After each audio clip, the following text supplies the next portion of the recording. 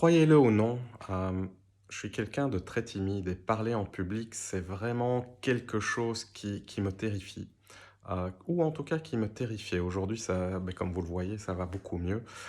Mais il y a pas si longtemps en arrière, quand je travaillais en entreprise, c'était terrible quand on avait des réunions d'équipe et que c'était à mon tour de parler.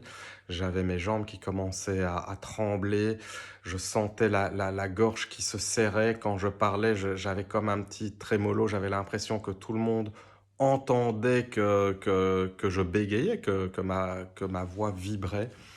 Je me suis mis dans des situations où j'avais des conférences à donner et je devais les connaître par cœur, par cœur, par cœur, parce que j'avais tellement peur que je sois tellement stressé que je ne pourrais pas me rappeler de tout. Eh bien, je me mettais une pression de dingue. Quand j'arrivais sur scène, c'était terrible. Et d'ailleurs, c'est pour ça que j'en avais parlé à mon médecin. Il m'a donné des anxiolytiques, etc. Donc, je devais prendre des cachets. Vous imaginez, je devais prendre des cachets pour pouvoir gérer ce genre de situation. Même dans des événements plus familiaux où je devais parler devant des amis, quand on fait des fêtes, etc., ben, je devais prendre un cachet tellement que j'étais en panique, en panique. Alors comment j'ai fait ben, pour que ça aille mieux, pour me soigner? Et c'est pas encore fini, je dis pas que c'est fini, loin de là.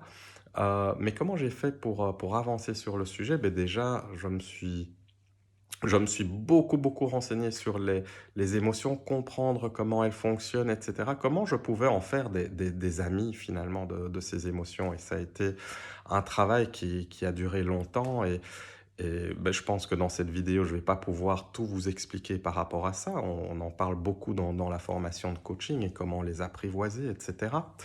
Mais ce n'est pas le sujet ici. Ici, j'aimerais vous partager un truc qui m'a beaucoup aidé et qui était de vraiment identifier, beh, où ça se passe dans mon corps quand j'ai, les émotions qui montent et puis à un moment donné qui me submergent. Et j'ai pris conscience que tout part de mon ventre et puis ça remonte et puis il y a ma gorge qui se serre, j'ai mes épaules qui remontent, j'ai ma respiration qui est beaucoup plus courte. Des fois, je suis quasiment en apnée.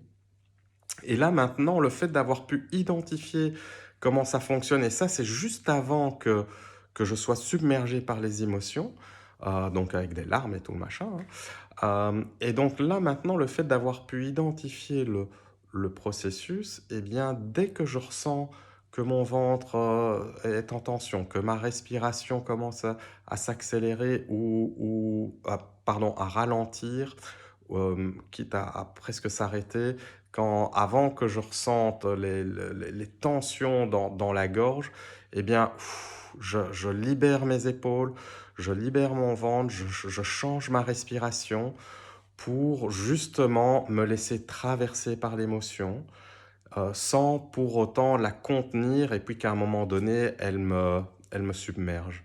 Donc je la laisse et je la visualise en fait qui me traverse. Et ça, allez, 9 fois sur 10, ça marche, ça me permet de traverser l'émotion et de pouvoir toujours transmettre de manière très sensible ce que j'ai à dire, sans pour autant être submergé et finalement ne plus savoir ce que je dis, etc. Donc voilà ce que je voulais vous partager dans cette vidéo. Si vous avez d'autres trucs et astuces, ben, n'hésitez pas à les partager. Et puis je vous dis à demain pour la prochaine vidéo.